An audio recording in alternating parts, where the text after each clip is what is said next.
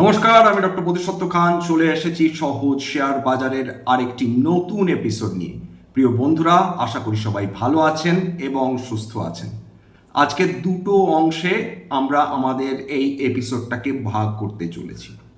প্রথমটা কমার্শিয়াল গ্যাসের দাম বৃদ্ধি এবং তার প্রভাব ভারতবর্ষের বিভিন্ন সেক্টরের উপর কিভাবে পড়তে চলেছে।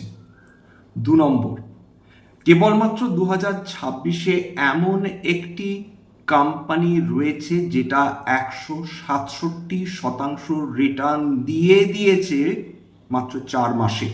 এই যে কোম্পানিটা, সেটা কি নিউক্লিয়ার কোম্পানি, নাকি সেটা ডিফেন্স কোম্পানি, নাকি এই কোম্পানিটা বহু এমন সেক্টরকে রিপ্রেজেন্ট করে যেটা ভারতবর্ষের ভবিষ্যতের সেক্টর হিসাবে পরিগণিত হচ্ছে ইতিমধ্যেই, এবং ভারতবর্ষের যে সেক্টরগুলোর ওপর সরকারের প্রত্যক্ষ নজর এবং এনকারেজমেন্ট রয়েছে, সেই ধরনের কোম্পানি নিয়ে আজকের আলোচনা করব।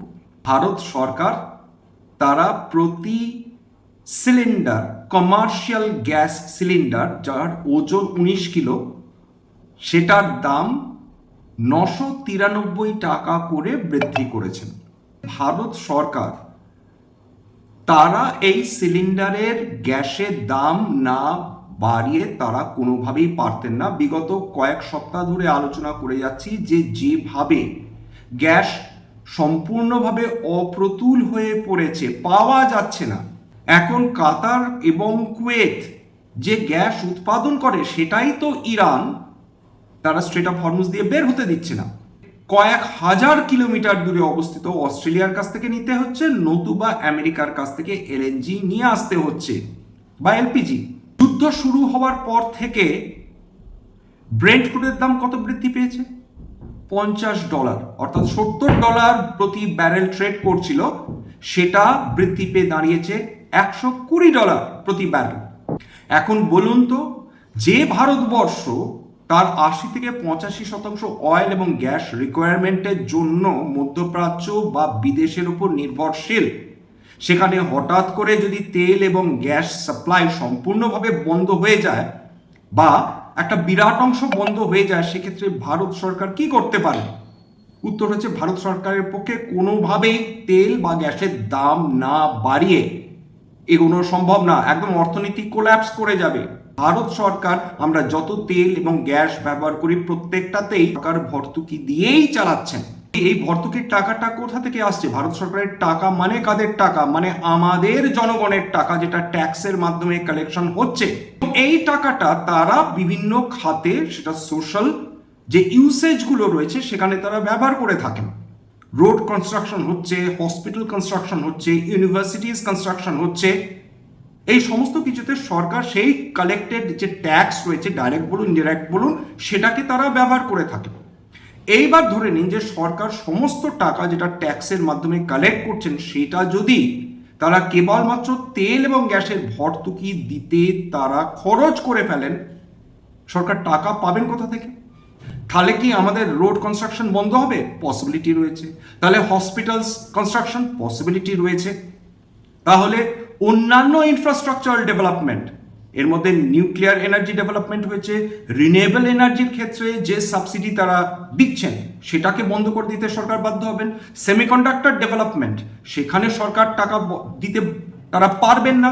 যে কোনো সরকার তাদেরকে ব্যালেন্স করে চলতে হয়। এখানে কিছু টাকা, ওখানে কিছু টাকা, বিভিন্ন খাতে বিভিন্ন সেক্টর। তাদের লক্ষ্য হচ্ছে যে সেক্টরগুলো ভবিষ্যতে ভারতবর্ষের অর্থনীতিকে সঠিক পথে পরিচালিত করতে পারে, যে সেক্টরগুলো আমাদের জন্য বিদেশ থেকে রেভিনিউ জেনারেট করতে পারে, অর্থাৎ এক্সপোর্টমুখী কোম্পানিজগুলো বা সেক্টরসগুলো, তার উপর সরকার ফোকাস করেন। সরকার ফোকাস করেন ফিউচারিস্টিক সেক্টরসের উপর। অর্থাৎ এই মুহূর্তে আমরা তো দারুণ বিপদের মধ্যে পড়েছি, আমাদের জ্বালানি তেল বা গ্যাস নেই। তাহলে সরকার কোথায় ফোকাস করা উচিত? সরকারের ফোকাস করা উচিত রিনিউয়েবল এনার্জির ওপর, যাতে আমাদের বিদেশ থেকে এমন একটা সময় আসবে যখন পেট্রোল বা ডিজেল বা প্রাকৃতিক গ্যাস যাতে আমদানি করতেই না হয়। সরকার 993 টাকা তেলে গ্যাসের দাম বৃদ্ধি করেছেন, কারণ গ্যাসের সাপ্লাই নেই বললেই চলে, এবং তার ফলে জনগণ ক্ষতিগ্রস্ত হবে, নিঃসন্দেহে ক্ষতিগ্রস্ত হবে, দারুণভাবে ক্ষতিগ্রস্ত হবে। জনগণ বলতে ইনডিরেক্টলি ক্ষতিগ্রস্ত হবে, তার কারণ যে সেক্টরগুলো প্রথমেই ধাক্কা খাবে সেই সেক্টরগুলোর মধ্যে রয়েছে ceramics, hospitality sectors, restaurants, small street vendors, এরা কিন্তু সাংঘাতিকভাবে ক্ষতিগ্রস্ত হবে। ফুড প্রসেসিং কোম্পানিজগুলো বা বেকারি যারা চালায় বা কেটারিং যারা করে তারা ক্ষতিগ্রস্ত হবে, পেন্টস ক্ষতিগ্রস্ত হবে, গ্লাস ক্ষতিগ্রস্ত হবে, টাইলস যারা তৈরি করে তারা ক্ষতিগ্রস্ত হবে, এভিয়েশন কেটারিং এবং রেল কেটারিং ক্ষতিগ্রস্ত হবে। আমরা যে রেস্টুরেন্টে খেতে যাই সেই রেস্টুরেন্ট ইনভেরিয়েবলি তাদের খাবারের দাম বৃদ্ধি করবে, তার কারণ তাদের ইনপুট কস্ট এতটাই হাই হবে যে তারা খাদ্যের দাম বৃদ্ধি না করে তারা থাকতে পারবে না। হাউস বিল্ডিং ম্যাটেরিয়াল যারা শখ করে সেরামিক্স বা টাইলস ব্যবহার করেন নিজেদের বাড়িতে, কনজিউমার্সরা পিছিয়ে আসবে না। অর্থাৎ একদিকে সাপ্লাই সাইড ইনফ্লেশন দুর্দান্তভাবে বৃদ্ধি পাচ্ছে, অন্যদিকে ডিমান্ড দিনের পর দিন কমে যাচ্ছে। গ্যাসের অভাব হলে এবং ডিমান্ড বৃদ্ধি হলে যে কোনো প্রোডাক্ট, সাধারণ অর্থনীতি তাই বলে, যে কোনো প্রোডাক্টের দাম বাড়তে বাধ্য। কেবলমাত্র ভারতবর্ষ হচ্ছে? উত্তর হচ্ছে না, গোটা বিশ্ব জুড়ে ট্রাম্পের দৌরাত্মের ফলে সমস্ত অর্থনীতিগুলো এমনভাবে বিপদগ্রস্ত হয়ে রয়েছে যে প্রথম কোপ কোম্পানিজ, তারপর কোপ জনসাধারণের উপর। আর ব্যক্তিগত ধারণা, জ্বালানি তেলের দাম আজ নয় কাল বাড়বে। ইনফ্লেশন ইমিডিয়েট ধাক্কা আসবে, ইনফ্লেশনের সমস্ত পণ্যের দাম বাড়বে, যাতায়াতের দাম বৃদ্ধি হবে, ঘর ভাড়া বৃদ্ধি পাবে, সমস্ত কিছুর দাম বৃদ্ধি পাবে। যদি কনজিউমার্সরা বুঝতে পারে যে ভাই আমাদের পক্ষে যেগুলো ইমিডিয়েটলি প্রয়োজন নেই, কেবলমাত্র এগুলো আমাদের ওয়ান্ট, এগুলো আমি পরে খরচ করলেও পারবো, তারা সম্পূর্ণভাবে খরচ করাই বন্ধ করে দেবে। ফাস্ট মুভিং কনজিউমার গুডস ক্ষতিগ্রস্ত হবে, দাম বাড়বে, কনজিউমার্সরা কিনবেন না। কনজিউমার ডিউরেবলস তারা কেনা পিছিয়ে দেবেন। এবং যদি ইনফ্লেশন বৃদ্ধি হয়, আপনারা কি মনে করেছেন যে রিজার্ভ ব্যাংক অফ ইন্ডিয়া তারা চুপচাপ বসে থাকবে? তারা প্রথমেই গিয়ে, যাতে ইনফ্লেশনের কারণে সাধারণ মানুষের ক্ষতি না হয়, তারা ফ্লো অফ মানি তারাকে কমিয়ে দেবেন, অর্থাৎ ঋণের সুদের হার বাড়িয়ে দেবেন। একটা লোক গোটা বিশ্বের অর্থনীতিকে আবার স্ট্যাগফ্লেশনের দিকে নিয়ে যাচ্ছেন এবং আমরা কেউ কিচ্ছু করতে পারবো না। সেই কোম্পানির কথা আলোচনা করব যেটা 4 মাসে 167% রিটার্ন দিয়েছে। কেউ ডিফেন্স কোম্পানি বলছেন, কেউ বলছেন এটা এআই ইনফ্রাস্ট্রাকচার কোম্পানি, কেউ বলছেন এটা নিউক্লিয়ার এনার্জি কোম্পানি। খুব গুরুত্বপূর্ণ সেক্টরগুলোতে উপস্থিতি রয়েছে। সেই কোম্পানিটার নাম MTAR টেকনোলজিস। 55 বছরের পুরাতন কোম্পানি, 1970 সালে এই কোম্পানিটা শুরু হয়। সাউথ ইন্ডিয়ান কোম্পানি, এখন গ্লোবাল প্রেজেন্স রয়েছে। বিজনেস সেগমেন্টে এর উপস্থিতি রয়েছে, দেখলে চমকে যাবেন, কারণ এই নিয়ে চট করে আমরা আলোচনা করি না। এমন ধরনের ব্যবসাতে ভারতবর্ষ উন্নতি করছে যেটা আজ থেকে 10-15 বছর আগেও সাধারণ মানুষ ভাবতে পারতেন না। অর্থাৎ বিজনেসের চরিত্র বদলে যাচ্ছে কিভাবে দেখুন। Clean energy, civil nuclear power প্লান্টসগুলোতে এরা কমপ্লেক্স কম্পোনেন্ট এবং অ্যাসেম্বলিজ এরা সাপ্লাই করে থাকে।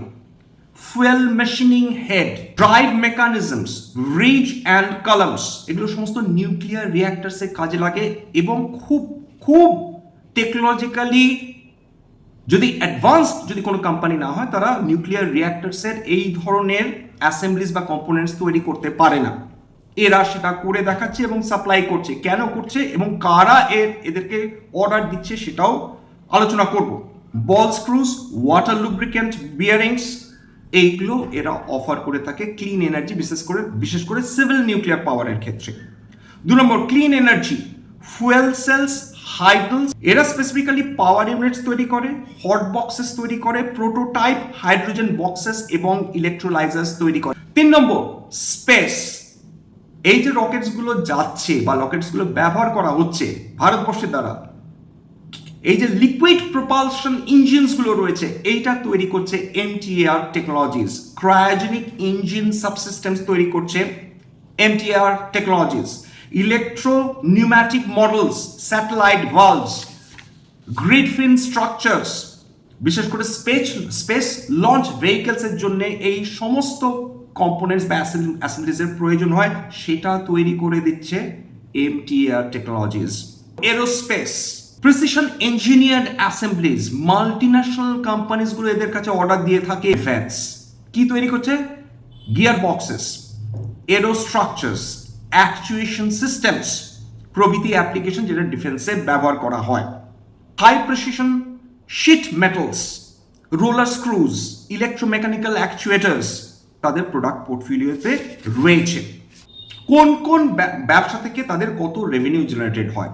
ক্লিন এনার্জি অর্থাৎ সিভিল নিউক্লিয়ার পাওয়ার তাদের সবচেয়ে বেশি রেভিনিউ দেয়, 36%। Clean energy, fuel cell hydel 28%, space 9%, defence 2%। এরা ভারতবর্ষে হার্ডলি তাদের রেভিনিউ জেনারেট করে, মাত্র 21% রেভিনিউ। বাকি 79% সেটা আসে বিদেশ থেকে। এবার ক্লায়েন্টের নাম শুনলে চমকে যাবেন, গ্লোবাল মাল্টিন্যাশনাল কোম্পানিজ, তাবর কোম্পানি। কে কে আছে জানেন? ব্লুম এনার্জি, এই ব্লুম এনার্জি নিয়ে একটু আলোচনা করব। Andritz hydro, Voith, Hitachi Zosen, Rafael advance defence systems limited, worldwide oil machine. Indian companies কারা তাদেরকে অর্ডার দিচ্ছে? 1 নম্বর nuclear power corporation of India limited, সরকারি কোম্পানি, তারা এদেরকে অর্ডার দেয়। 2 নম্বর ISRO, Indian space research organisation, DRDO, defence research and development organisation.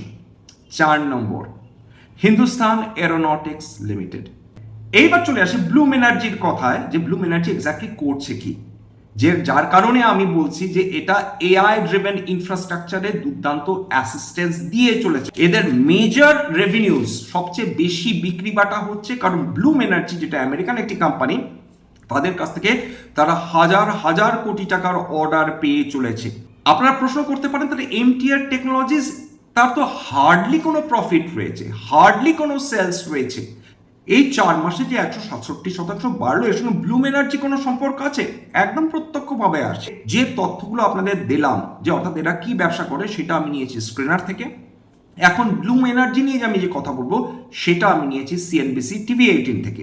MTR technologies তারা তাদের মেজর রেভিনিউ, সবচেয়ে বেশি রেভিনিউ সিঙ্গেল ক্লায়েন্ট থেকে আসে, যেটা অবশ্যই একটা সেই অর্থে দেখতে গেলে চিন্তারও বিষয়। কারণ যদি অধিকাংশ রেভিনিউ একজন সিঙ্গেল ক্লায়েন্টের কাছ থেকে আসে, যদি কোনো কারণে সেই ক্লায়েন্ট তারা ফার্দার অর্ডার দিতে রিফিউজ করে বা তাদের অর্ডার কমে যায়, সেক্ষেত্রে এমটিআর টেকনোলজিস ভুগতে পারে ভবিষ্যতে। তবে আপাতত রোবাস্ট এই ব্লুম এনার্জির robust profitability, robust revenue increase হয়েছে সাংঘাতিক, এবং তারা যে ফরওয়ার্ড গাইডেন্স দিচ্ছে সেটা আরও সাংঘাতিক। বলছে যে আমরা 80% হারে গ্রো করব। সেই ব্লুম এনার্জি তাদের রেভিনিউ ইয়ার অন ইয়ার 130% বৃদ্ধি পেয়েছে, তাদের প্রোডাক্ট রেভিনিউ বৃদ্ধি পেয়েছে 208%। ব্লুম এনার্জি তাদের কেবলমাত্র 2026-এ ব্লুম এনার্জির যে শেয়ার রয়েছে সেটা 200% বৃদ্ধি হয়েছে, এবং বিগত 1 বছরে তারা 16 গুণ রিটার্ন দিয়েছে। তার সরাসরি প্রভাব চলে এসেছে এমটিআর টেকনোলজিস। এমটিআর টেকনোলজিস তাদের মোট রেভিনিউয়ের 55% কেবল ব্লুম এনার্জির কাছ থেকে অর্ডার হিসাবে পেয়ে থাকে। তাই ব্লুম এনার্জি যত গ্রো করবে, এমটিআর টেকনোলজিস তত বেশি উৎসাহিত হবে, তত বেশি উত্তেজিত হবে। এমটিআর টেকনোলজিস ব্লুম এনার্জিকে দেয় সলিড অক্সাইড ফুয়েল সেল এবং electrolyser programmes. Solid oxide fuel cell কি?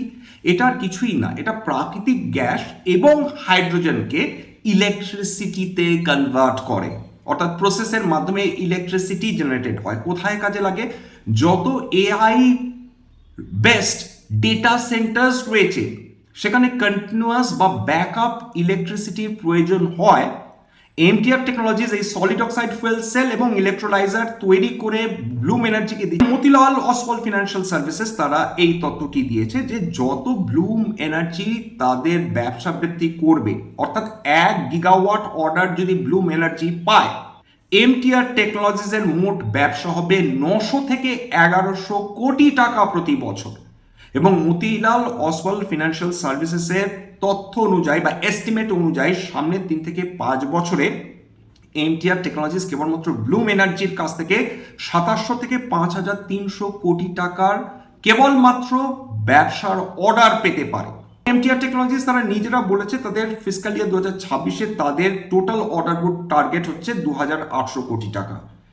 ঠিক এই যে এতগুলো পজিটিভ ফ্যাক্টরস এমটিআর টেকনোলজিসের ক্ষেত্রে কাজ করেছে, তার ফলে একেবারে মানে রকেটের গতিতে উত্থান দেখে ফেলেছে।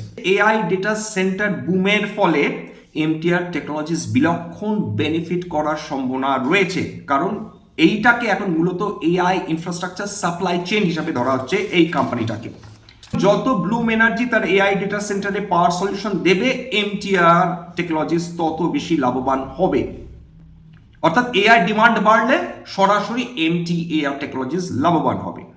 এফআইআই পার্টিসিপেশন, একটা কোম্পানিতে যখন ফরেন ইনস্টিটিউশনাল ইনভেস্টার্সরা তারা উৎসাহ দেখাতে শুরু করে, তাদের শেয়ার হোল্ডিং বাড়াতে শুরু করে, সেটা বিনিয়োগকারীরা ইউজুয়ালি পজিটিভলি নিয়ে থাকেন, কারণ তারা মনে করেন যে ফরেন ইনস্টিটিউশনাল ইনভেস্টার্সরা না জেনে শুনে কোনো কোম্পানিতে ইনভেস্ট করবে না, যথেষ্ট রিসার্চ করেই করবে। মার্চ 2025-এ এফআইআইসদের এই কোম্পানিতে শেয়ার হোল্ডিং ছিল মাত্র 6.74%। মার্চ 2026 আসতে না আসতে 17.31%, আড়াই গুণ বেড়েছে।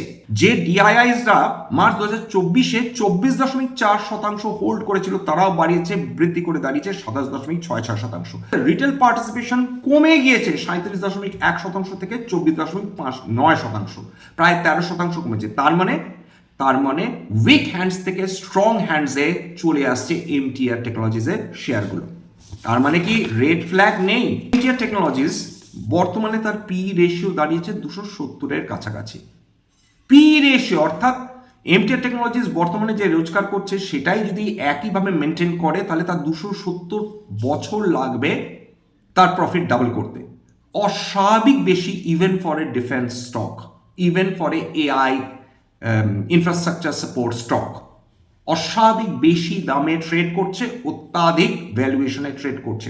এত দ্রুত একটা স্টক যখন বেড়ে যায়, বিনিয়োগকারীদের সতর্ক থাকতে হয়।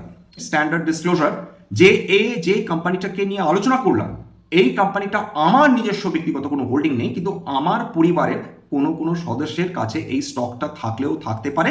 ভবিষ্যতে তারা যদি নতুন করে কেনেন বা বিক্রি করেন, আগাম বিজ্ঞপ্তিতে কিনতে বা বিক্রি করতে পারবে না। স্ট্যান্ডার্ড ডিসক্লেমার, এটা কেবলমাত্র একটা এডুকেশন চ্যানেল, বাঙালি বিনিয়োগকারীদের ইনভেস্টার অ্যাওয়ারনেস বৃদ্ধির জন্য।